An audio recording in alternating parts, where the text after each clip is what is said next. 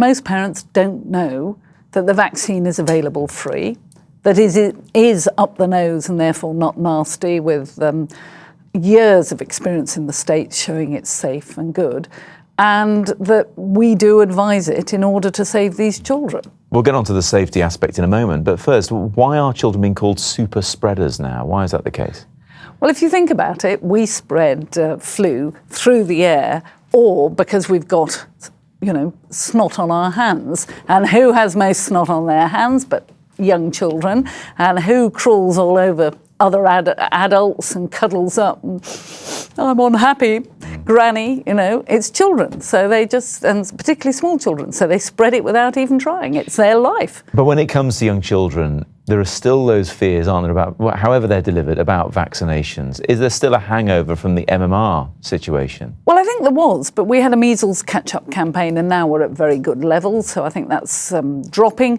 And there was that epidemic of measles in Wales last year in the summer with a death, and even they've caught up and people have realised, there's a downside to these diseases. And it's too late, it's not ideal rather, to have vaccinations when flu is in full swing, because it isn't yet. No, you're right. It's still time to get your vaccines for your children, or indeed for the over 65s and those with chronic diseases, but better late than never. The thing is, if enough people aren't vaccinated and there is a huge flu outbreak, can the NHS cope with that?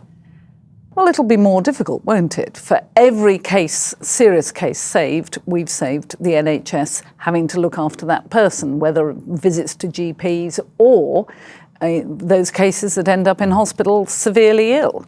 But the thing is, maybe it just doesn't stop at flu vaccines. Is there a move now that more of us should be taking responsibility here for helping each other out? Well, I think we should. I think we should take responsibility for our own health and our decisions, and we should look after our families and, in the cold weather, have you got an old person living next to you that will need help with either buying their food or making sure they're warm and have their medicines? So we do need to rediscover some of that community spirit.